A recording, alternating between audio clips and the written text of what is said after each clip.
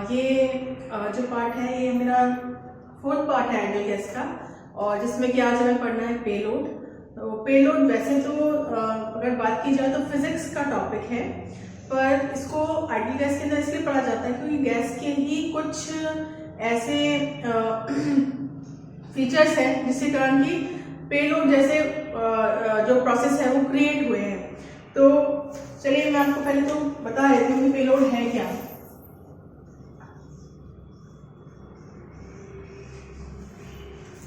Balloon जो hot air balloon होते हैं वो सब नहीं देखे हैं कहीं ना कहीं उड़ते हुए, और कुछ लोग उसमें बैठे भी होंगे।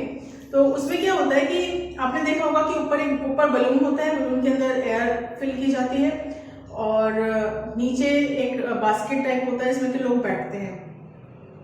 ठीक है, तो वो जो नीचे वाला पार्ट है जिसमें कि आप लोग बैठे हैं या कोई भी बैठा है, वो पार्ट, उस पार्ट को हम पेलोड बोलते हैं।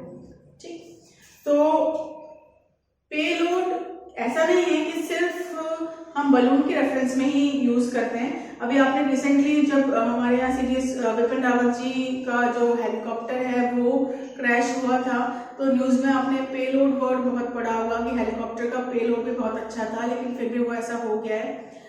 तो कोई भी ऐसी चीज जो कि ऊपर की तरफ उठ रही है, मतलब जमीन से ऊपर की तरफ उठ रही है, तो वो जो एक्स्ट्रा वजन लेके उठ रही है, एक्स्ट्रा वेट मतलब ये है कि उसका खुद का वेट भी होगा, जैसे हेलीकॉप्टर है या बलून है उसका खुद का वेट होगा, है ना। उसके अलावा उसके अंदर जो और वेट है, जो और वेट ऐड हुआ है, दैट इज पेलोड। तो पेलोड अगर आप फिजिक्स के फॉर्म में पढ़ें या तो एक बार को देखा जाए तो बहुत ही भारी भरकम सी चीज लगती है, बट इन जनरल अगर आप जनरल हमारी जो बोलचाल की भाषा है उसको अगर आप समझें तो पेलोड इतना डिफिकल्ट कुछ है नहीं। तो देखिए क्या है, इसके लिए आपको थोड़ा सा पीछे जाना पड़ेगा।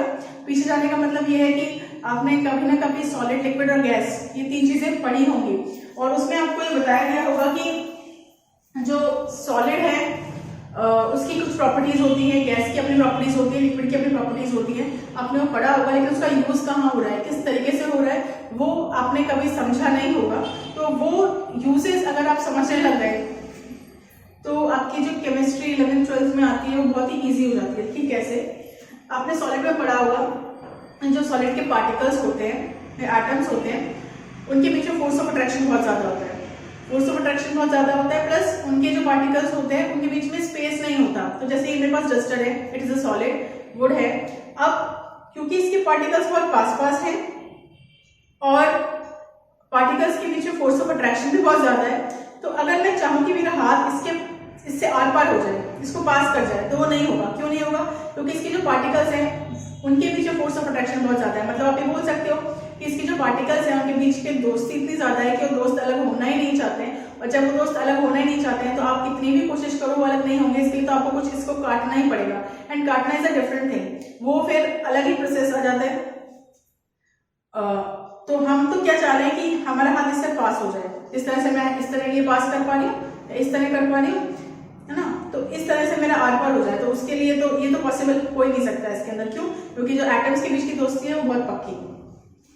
ये बात समझ में आ गई। दूसरी चीज लिक्विड की बात करें, लिक्विड में जैसे पानी है, पानी की आपने बकेट ली, बकेट के अंदर यूं आप हाथ डालेंगे या यूं आपने हाथ डाला तो पानी डिस्प्लेस हो जाता है। आपके हाथ जहां जैसे जैसे जाता है अंदर, वैसे वैसे पानी उसके आसपास इकट्ठा होगा, बट जहां पे आपका हाथ है वहां पर पानी नहीं होगा। क्यों? क्योंकि लिक्विड के जो पार्टिकल्स हैं उनकी दोस्ती जो सॉलिड के पार्टिकल्स की दोस्ती के कंपैरिजन में थोड़ी सी कम है, मतलब कि पार्टिकल्स के जो फोर्स ऑफ अट्रैक्शन है वो इतना ज्यादा नहीं है, तो लोगों को जगह दे देते हैं कि भाई कोई और आके बैठना चाहे तो बैठ जाओ, है ना। अब तीसरी बात करते हैं गैस की। गैस के पार्टिकल्स के बीच में दोस्ती है ही नहीं, ना दोस्ती ना दुश्मनी। एक यहाँ है, एक वहां है, तीसरा यहाँ है, चौथा कहाँ है, मतलब अलग अलग घूम रहे हैं, आराम से घूम रहे हैं। तो आप देखिए मैं अपना हाथ यूं कर रही हूँ तो आराम से आ जा रहा है, बट एयर तो है इस रूम में, है ना। ऐसा तो है नहीं कि मैं वैक्यूम के अंदर खड़ी होकर यूं कर रही हूँ, कुछ है ही नहीं, एयर तो है, यानी कोई ना कोई गैस तो है, but still I can move my hand easily. इसका मतलब क्या हो गया कि आप एयर के पार्टिकल्स को डिस्प्लेस कर सकते हो, और अगर आप डिस्प्लेस कर सकते हो तो अगर आपके पास एक कंटेनर है या एक बड़ा रूम है जिसमें कि सिर्फ एयर है, तो आप इजीली पार्टिकल्स को दूर करके ऊपर की तरफ जा सकते हो और ऊपर से वापस नीचे की तरफ आ सकते हो, ऐसा हम बोल सकते हैं। तो बस इसी प्रोसेस के ऊपर हमारा जो हेलीकॉप्टर्स हैं या ये हॉट एयर बलून है या फिर आपके जितने भी ऐसे एयरवेज हैं वो सब इसी के ऊपर काम करती है। तो बेसिक चीज क्या हो गई कि एयर या गैस, जैसे देखिए एयर और गैस में क्या डिफरेंस है। गैस तो गैस है, जैसे कार्बन डाइऑक्साइड है, ऑक्सीजन है, हीलियम है, हाइड्रोजन है, these are the gases and the mixture of gases are known as air. तो हमारी जो एयर है उसके अंदर ऑक्सीजन भी है, नाइट्रोजन भी है, कार्बन डाइऑक्साइड भी है, आर्गन भी है एंड अदर मिसलेनियस गैसेस भी है, और जो हम पोल्यूटेंट डालते जा रहे हैं वो भी हैं। तो air is not different from gas and gas is not different from air. Air क्या है, मिक्सचर है गैसेस का। तो जहां पर भी आपको लगे कंफ्यूजन है वो आप इस तरह से सॉल्व कर लीजिए। अब हम बात करते हैं पेलोड की। पेलोड के लिए हम हॉट एयर बलून का एग्जांपल लेते हैं। देखिए हॉट एयर बलून कुछ इस तरीके से होता है कि आपका ये बलून है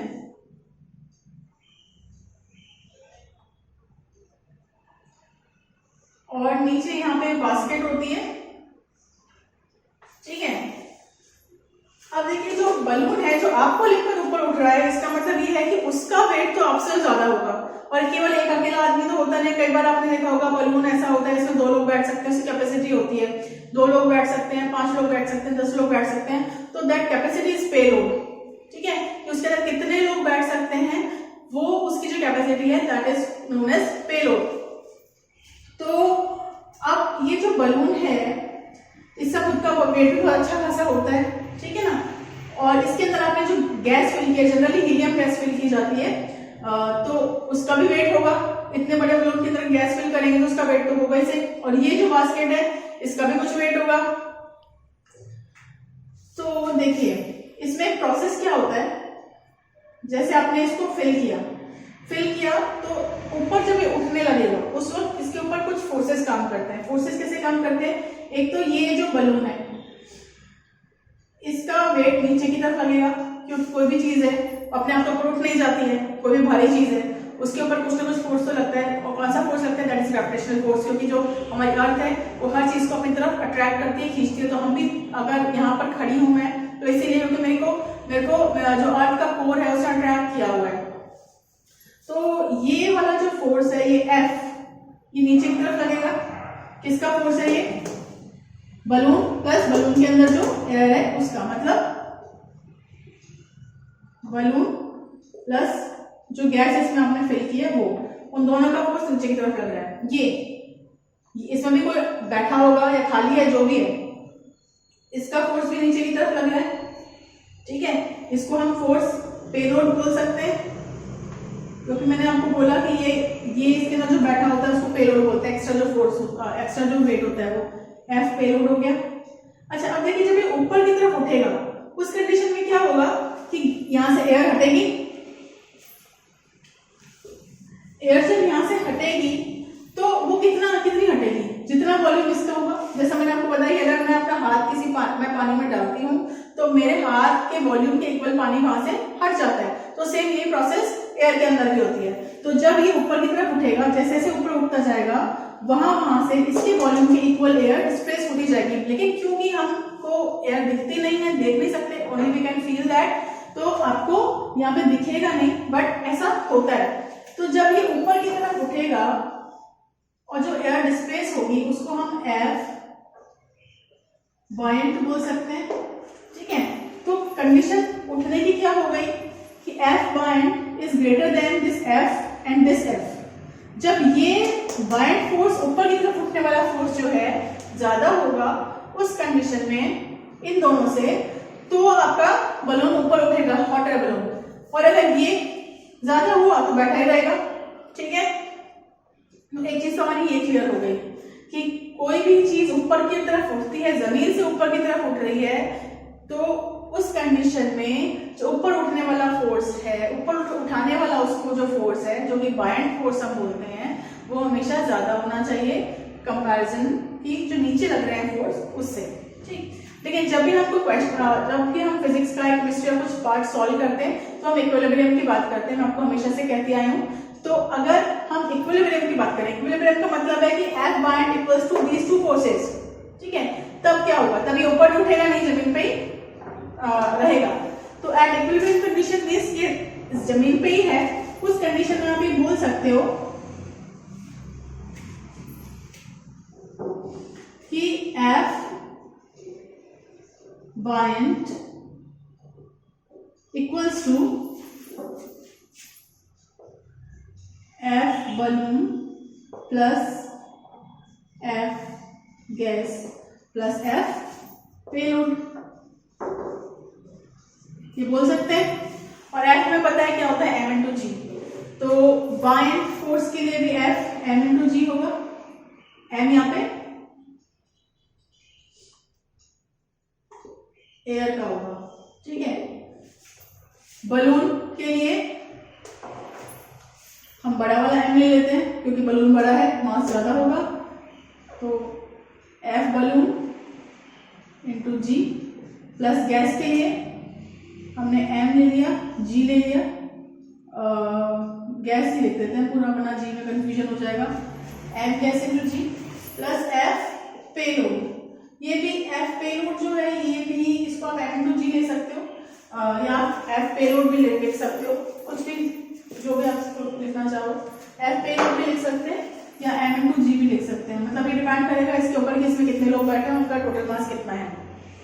तो ये जो है ना, ये हमारा बेसिक पार्ट है। और जब भी क्वेश्चंस आते हैं पेलोड पे तो इसी कंडीशन में सॉल्व किए जाते हैं। कभी आपको ये नहीं पूछेंगे कि गुब्बारा ऊपर उड़ गया और आप बताइए कि उसका पेलोड कितना है, ऐसा नहीं होता। तो ये वाली बात आई होप आपको क्लियर हो गई होगी। अब क्वेश्चंस किस तरीके के आते हैं, देखिए क्वेश्चन में आपको जो गिवन होगा वो आपको गिवन होगा मास ऑफ बलून, ठीक है। बलून का मास आपको गिवन होगा, आपको ये जो बलून है इसका डायमीटर या फिर रेडियस, और रेडियस गिवन होगी, ठीक। उसके बाद में आपको गैस, इसमें जो फिल की गई है गैस का नेम आपको गिवन होगा,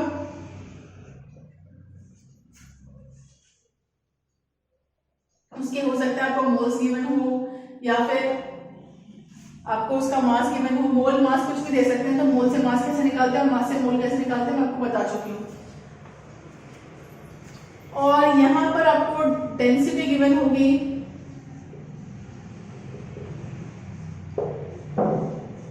एयर की, ठीक है।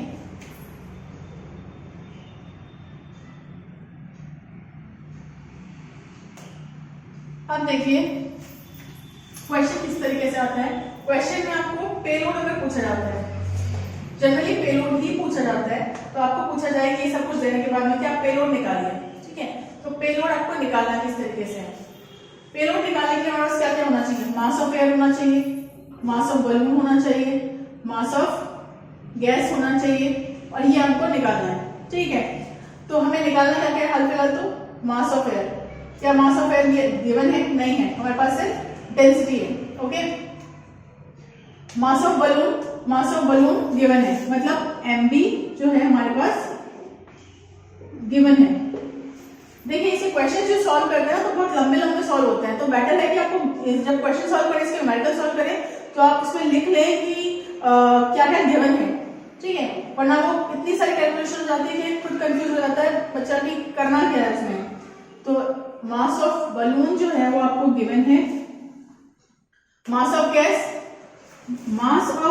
आप निकाल सकते हो कैसे, या तो आपको गिवन होगा, अगर गिवन नहीं है तो आपको ये पता है कि मोल्स इक्वल्स टू क्या होता है, gram weight by molecular weight होता है या एटॉमिक वेट होता है। मोल्स आपको गिवन होंगे, मॉलिक्यूलर वेट आपको पता ही होता है हीलियम का या जो भी आपको हाइड्रोजन गैस दी जाए, तो आप इसका ये निकाल सकते हैं, ठीक है। तो ये यहां से आप इस तरह से निकाल सकते हैं।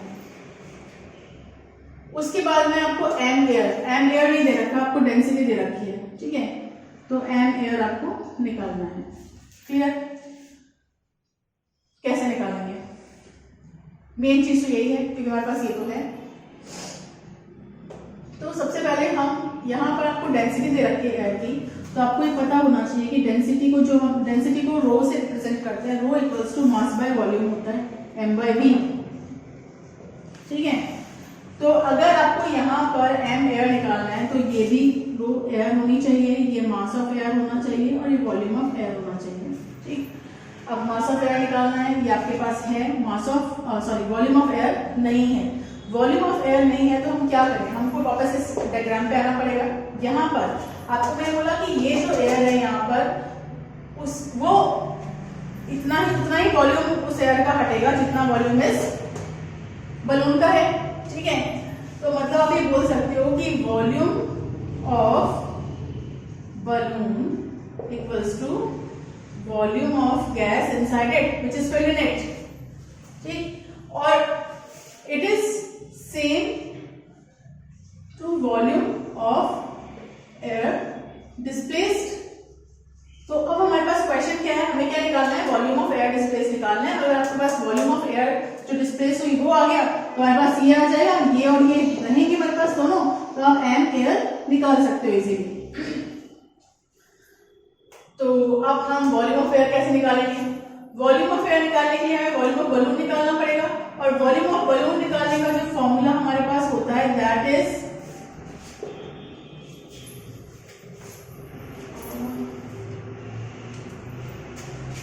Four by three pi R cube.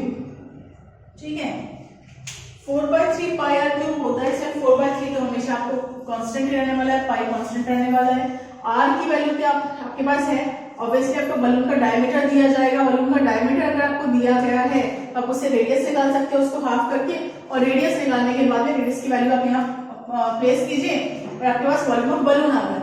Volume of balloon आते ही आपके पास वॉल्यूम ऑफ एयर डिस्प्लेस्ड आ गया। ठीक है, तो हमारे पास ये वाला पार्ट आ गया, ये वाला पार्ट आ गया, तो आपके पास m एयर आ गया।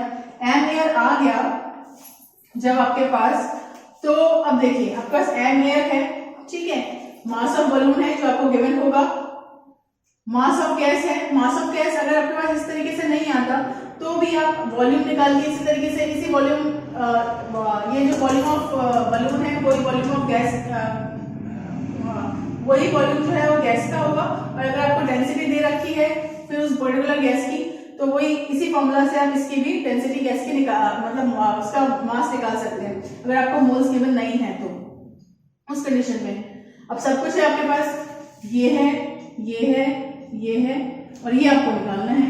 यहाँ पर g को, या जब आपको ये निकालना है तो आपको यहाँ पर m/g लिखने की बिल्कुल जरूरत नहीं है, आप सिर्फ f पेलोड लिखिए यहाँ पे और इस पूरे पार्ट को इधर लेकर आ जाइए, g को कॉमन ले लीजिए, g पूरा कट जाएगा।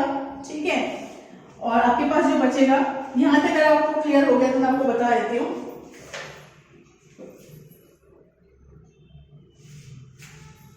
कि सॉल्व किस तरीके से करेंगे।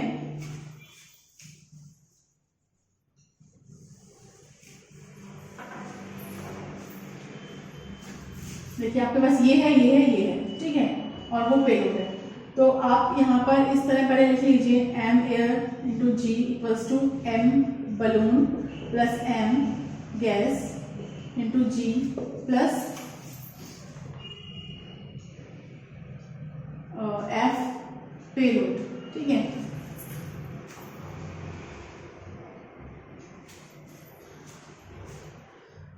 आप जो वैल्यूज है वो आप पुट करते जाइए, इसको इधर ले आइए या जी से जी काट दीजिए, और m air g minus M B plus M gas into G equals to F payload. अब इसके बाद में सिर्फ अपनी कैलकुलेशंस रहती है जो आपको करनी होती है। तो ये हमारा प्रॉपर पेलोड है। तो मैं आपको एक बार फिर से ब्रीफली एक्सप्लेन कर देती हूँ पेलोड क्या होता है। पेलोड वो है जो कि आपका कोई भी ऊपर उठती चीज है जो कि अपनी जमीन से ऊपर उठ चुकी है, वो कितना एक्स्ट्रा वेट लेकर ऊपर उठ रही है, उसको हम पेलोड कहते हैं। क्वेश्चन जो आते हैं वो पेलोड पर ही आते हैं कि पेलोड निकाल लिया, क्योंकि और चीजें आपको गिवन होती है। तो पेलोड जब भी निकालते हैं आपको बस दो तीन चीजों का ध्यान रखना है, थोड़ा सा बेसिक है ये, उसी का ध्यान रखना है बलून की बात करें तो बलून का वॉल्यूम जो होता है वही उस बलून के अंदर फिल्ड गैस का वॉल्यूम होता है, क्योंकि ये एक बहुत ही प्राइमरी चीज है जो आपको 9th या 8th या 7th में भी सिखा दी जाती है कि गैस जिस कंटेनर में भरी जाती है वो ही उसका वॉल्यूम ही उस गैस का वॉल्यूम होता है। और फिर जब ये ऊपर उठेगा तो जितना वॉल्यूम इस बलून का है उतनी वॉल्यूम जो है वो एयर का डिस्प्लेस करेगा। तो एक तरीके से आप ये बोल सकते हैं कि जो पूरा का पूरा क्वेश्चन है वो आपके वॉल्यूम ऑफ बलून के ऊपर ही टिका हुआ है, और उसको आप 4/3 पाई क्यूब से सॉल्व कर सकते हैं। आर की वैल्यू आपको गिवन होगी और उसके बाद कुछ भी नहीं है, केवल डेंसिटी है। डेंसिटी आपको पता होनी चाहिए क्या होता है। Density equals to mass by volume होता है, इसमें कि आपको डेंसिटी गिवन होगी, वॉल्यूम आपने निकाल लिया है ये, तो आप मास इजीली निकाल सकते हैं एयर का भी, और सेम ऐसे ही गैस का भी निकाल सकते हैं अगर मोल्स नहीं दिए गए उस कंडीशन में। और फिर आपको बस प्लस माइनस करना और सॉल्व करना है। तो ये पूरा पेलोड के लिए है। जनरली ये जेई और नीट के लिए पूछा जाता है, और स्पेशली ये जेई IIT जेई के लिए ज़्यादा इम्पोर्टेंट है। तो आप इसे क्वेश्चंस कीजिए, और अगर कुछ इशू है तो आप मुझे मैसेज कीजिए। Thank you.